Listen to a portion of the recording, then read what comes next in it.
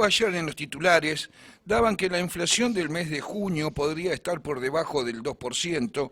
Entonces nos pusimos a estudiar un poquito para ver en qué se sustentaba ese número, ¿sí? ¿Podría ubicarse por debajo del 2%? Sí, sí, la respuesta es sí. Recordemos que en mayo tuvimos un 2,1 y ahora lo que estamos viendo es que hay una evolución más contenida de los precios durante las primeras semanas de este mes de junio. El comportamiento de los precios mostró una moderación respecto de los meses anteriores, hay una menor incidencia de aumento de los regulados y una dinámica más estable en buena parte de los alimentos. Esto aparece como los principales factores que pueden llevar a que la inflación arranque con un 1.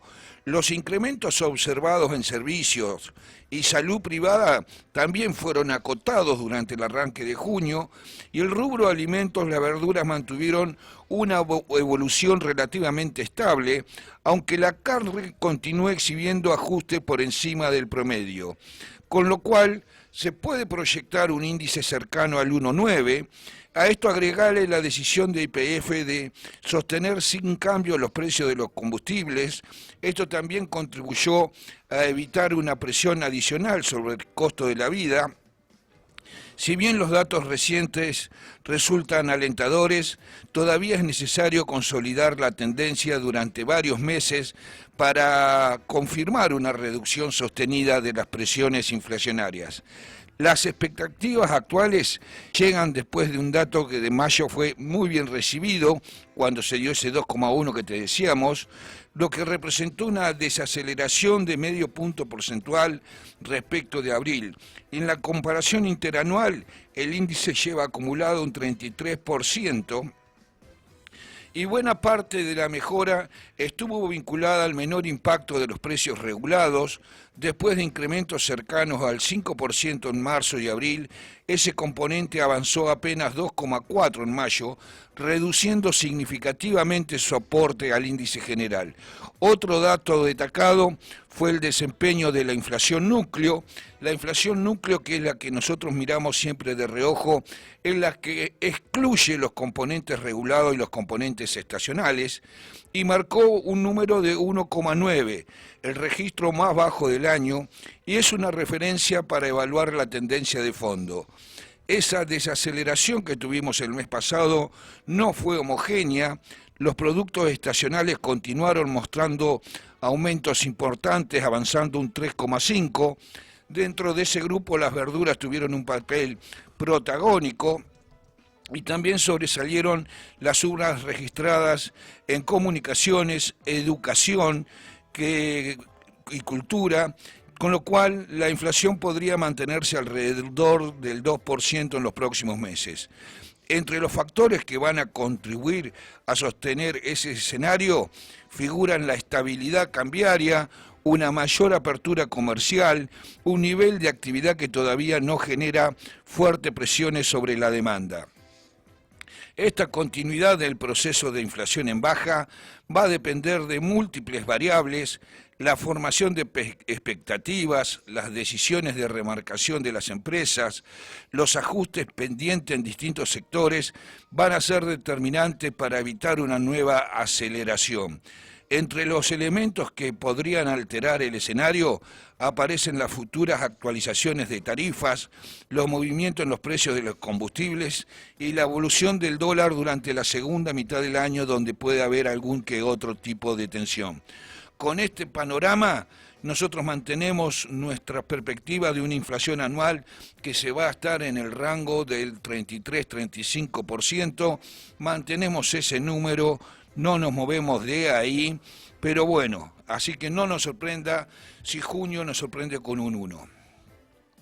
También durante abril sucedió un fenómeno que no es común. Mientras que el índice de producción industrial manufacturero cayó un 2,8% respecto a igual mes del año 2025, el uso de la capacidad instalada de la industria subió al 60%, eso es por encima de la medición interanual y marcando un máximo en 6 meses. La disparidad entre sectores marcó el índice con refinación de petróleo, que la capacidad instalada está en el 86,8%, y en la otra punta se ubicó el sector textil, que está en un 40%. Así, mientras 5 sectores se ubicaron por encima de la medición general, 7 lo hicieron por debajo.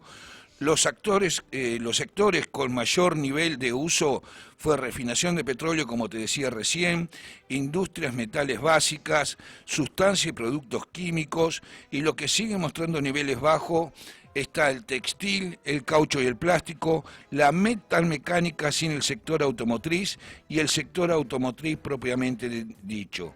La industria utiliza prácticamente la misma capacidad instalada que hace un año atrás, aunque todavía se mantiene muy por debajo de los niveles del 21 y el 23. Cabe recordar también que en el mismo mes del año pasado, la actividad del polo petroquímico de Bahía Blanca estuvo afectado por los efectos de las inundaciones que sufrió la localidad allá por marzo del 25. Y eso provocó la falta de suministro de gas natural a las principales plantas petroquímicas. Por eso también la comparación da bastante bien.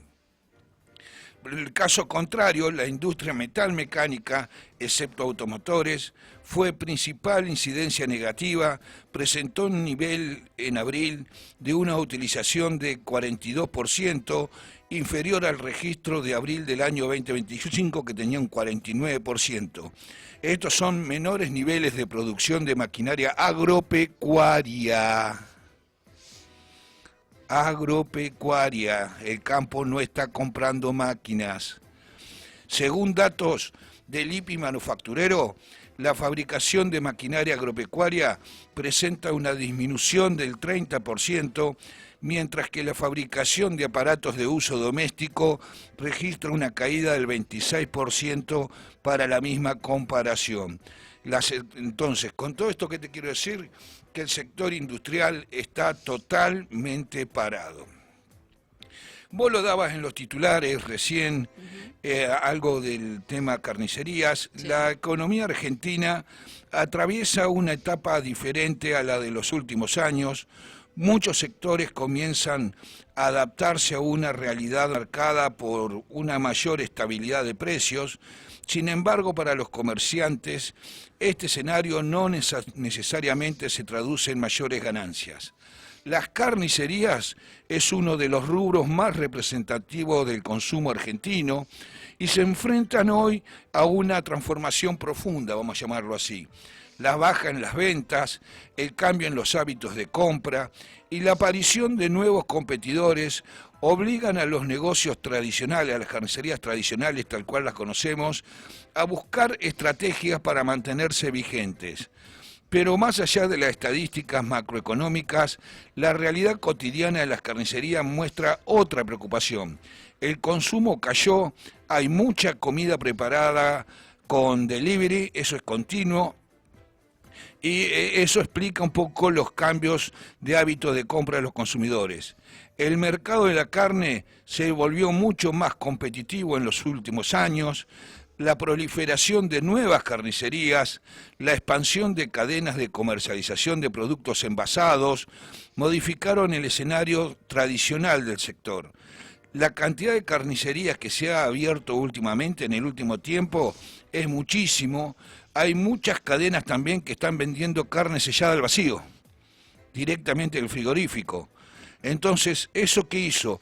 Que el trabajo se dividió para todos.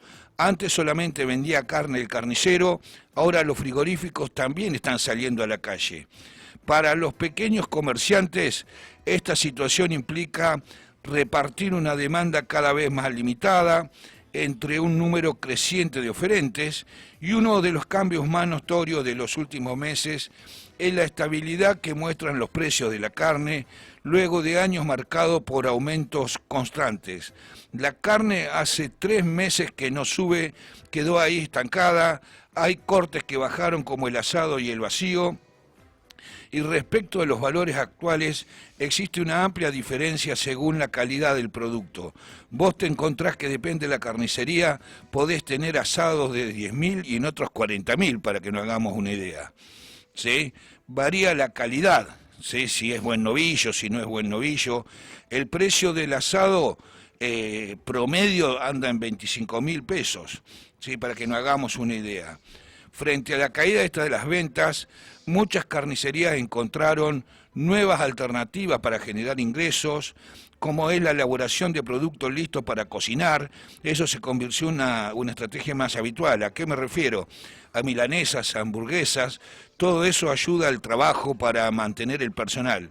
Sin embargo, los costos operativos siguen siendo una preocupación, suben mucho los insumos, las bolsitas, las bandejas, me decían ayer, suben un montón, lo que te ponen en la bolsita para guardar la carne, para que nos hagamos una idea.